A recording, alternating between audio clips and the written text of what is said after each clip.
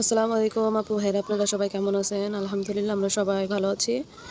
এই তো আবারও নতুন একটি ব্লগ নিয়ে চলে আসলাম টুইন সিস্টার লাইফস্টাইল থেকে।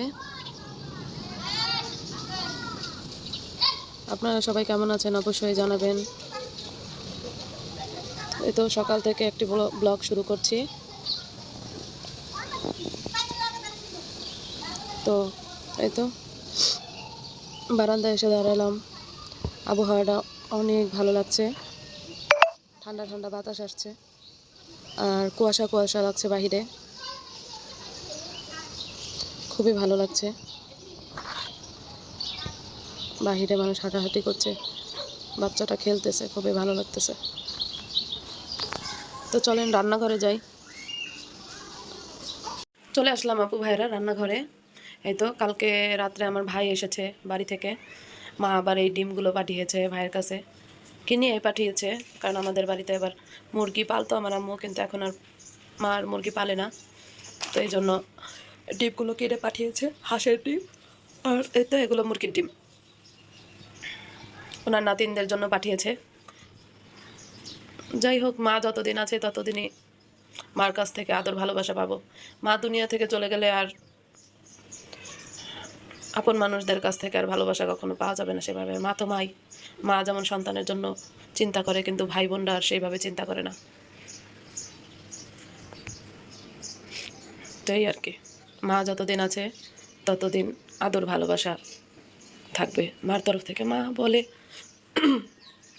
বলে আমি যতদিন আছি ততদিন যেটা দিব সেটা নিবে। আমি মারা গেলে তো আর তোমার ভাই বোনরা তো আর আমার মতো চিন্তা করবে না যে আমার এই মেয়েটাকে এটা দিই, আমার ওই মেয়েটাকে এটা দিই। তো সেটাই, পৃথিবীতে মার মতো আদর সন্তানকে আর কেউ করে না। তো ঠিক আছে আপু ভাইরা, আমি আর সকাল থেকে ব্লগটি শুরু করেছি। আজকে দুপুর পর্যন্ত কি কি করব আপনাদের মাঝে শেয়ার করব, আপনারা দেখতে থাকুন। এই তো ফ্রিজে থেকে এখন মাংস বের করব।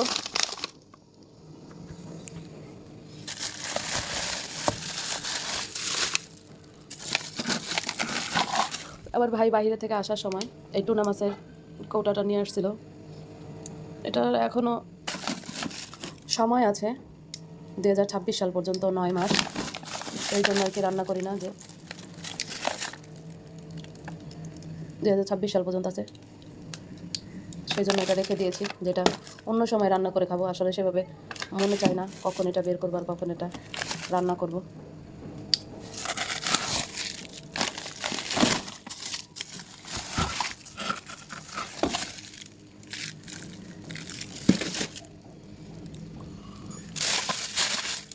গরুর মাংস বের করব।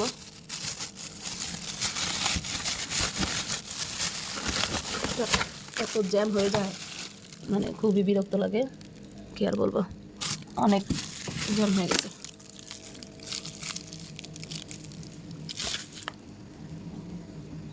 এই তো এটা আর এটা নিব। গরুর মাংস বের করা শেষ। চলে আসলাম আপু ভাইরা নাস্তা করে এই তো রান্নাঘরে। এখন আমি গরুর মাংস রান্না করব, আর হচ্ছে বল মাছ ভুনা করব টমেটো দিয়ে, আর হচ্ছে মূলা দিয়ে চিংড়ি মাছ দিয়ে রান্না করব। এই তো রান্না করব। এখন কখন কোনটা রান্না করছি আপনারা দেখতে থাকুন। এই তো আমি চুলায় কড়াইটা বসিয়ে দিয়েছি, গরুর মাংসটা ভাজবো হালকা। আর হচ্ছে এই তো বল মাছ ভেজে নিয়েছি। এখন আমি বল মাছটা এই ইনফ্রারেডে ভুনা করে নিব। চুলায় গ্যাস নেই, আস্তে আস্তে এটাতেই আমার রান্না করতে হবে। ঠিক আছে, তাহলে দেখতে থাকুন। তেলের মধ্যে এখন আমি পেঁয়াজ দিয়ে দিব। তেলটা একটু গরম হয়ে গেছে, এখন আমি এর মধ্যে মাংসটা একটু ভেজে নিব। হালকা একটু লবণ দিয়ে দিব, এটা হতে থাকুক। রান্না করার জন্য আমি পেঁয়াজ দিয়েছি, এখন পেঁয়াজটা ভাজা হলে মশলাগুলো দিয়ে দিব। বল মাছের মশলাটা আমি কষিয়ে নিচ্ছি। মশলা আমি এখানে দিয়েছি রসুন বাটা, জিরা বাটা, ধনিয়া গুঁড়া, হলুদের গুঁড়া, মরিচের গুঁড়া, আর হচ্ছে লবণ। এই তো, আর কিছু দেয়নি। মশলাটা কষানো হয়ে গেলে ঝোলের পানি দিয়ে দিব একটু, দিয়ে তারপরে মাছগুলো দিব।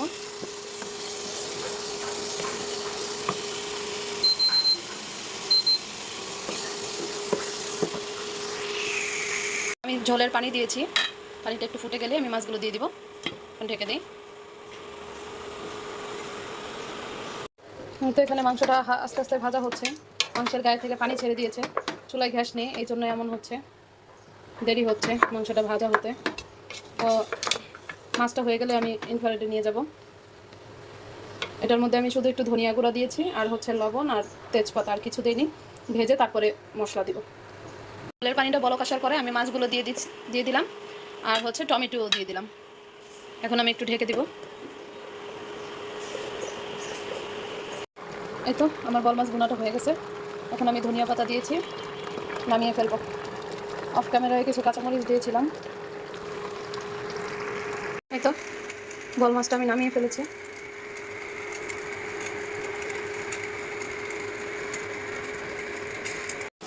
আমি মূলাটা রান্না করার জন্য চিংড়ি মাছ মশলাগুলো দিয়েছি। পেঁয়াজ ভেজে তারপরে জিরা বাটা, রসুন বাটা, ধনিয়া গুঁড়া, হলুদের গুঁড়া আর কাঁচামরিচ।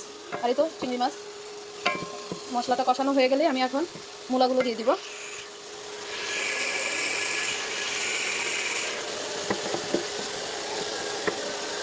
কষানো হয়ে গেছে, এখন আমি এই তো মূলাগুলো দিয়ে একটু নেড়ে চেড়ে দিয়েছি। এখন এটা কষাবো। আমার কষানো হয়ে গেছে, এখন আমি ঝোলের পানি দিয়ে দিব।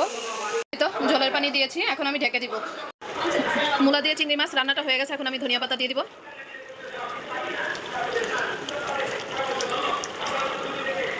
এই তো আমার মূলা দিয়ে চিংড়ি মাছ রান্নাটা হয়ে গেছে।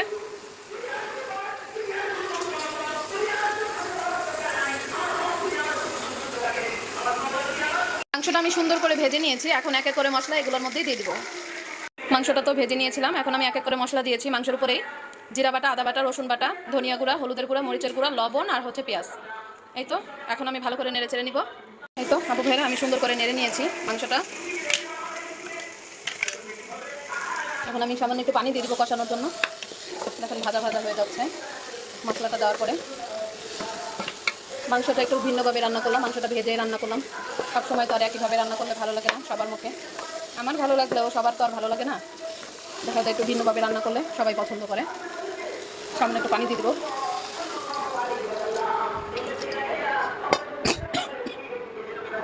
ঝাঁজ আসছে। একটু কষানোর জন্য পানিটা দিয়ে দিলাম আমি। মাংসটা তো ভেজেই নিয়েছি।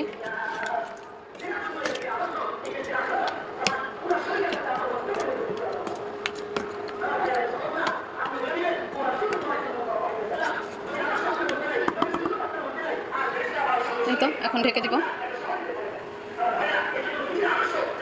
আমি আলুগুলো দিয়ে দিলাম। ক্যামেরাটা অনেক নাড়াচাড়া হচ্ছে কারণ আমার ছোটো মেয়েটা আমার কোলে আছে, কেউ কিছু মনে করবেন না। ছোটো মানুষ আমি আমি আমি ভালোভাবে নেড়ে চেড়ে দিচ্ছি। মনে হয় নাও তো। এখন আমি ঢেকে দিব। এই তো এই তো আমি এখন কষানো হয়ে গেছে, এখন আমি ঝোলের পানি দিয়ে দিব।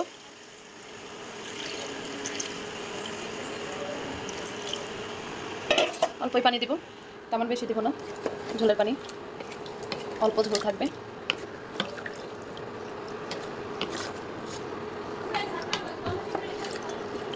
মাংসটা ভেজে রান্না করলে আসলে খুব ভালো লাগে খেতে, কিন্তু আসলে সবসময় তো ভেজাল করতে ভালো লাগে না। ছোট বাচ্চা নিয়ে আসলে অনেক ভেজাল হয়ে যায়। এখন আমি ঢেকে দিব। আমি এখন কিছু কাঁচামরিচ দিয়ে দিব। কিছু কাঁচামরিচ দিয়ে দিলাম। একটু ঢেকে দিব 2-4 মিনিটের জন্য। মাংসটা হয়ে গেছে, এখন আমি জিরার গুঁড়াটা দিয়ে দিব।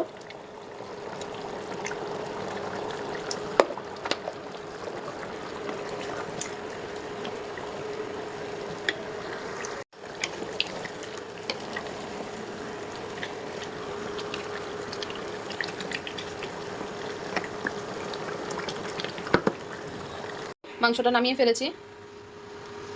মাশাআল্লাহ দেখতে অনেক সুন্দর হয়েছে।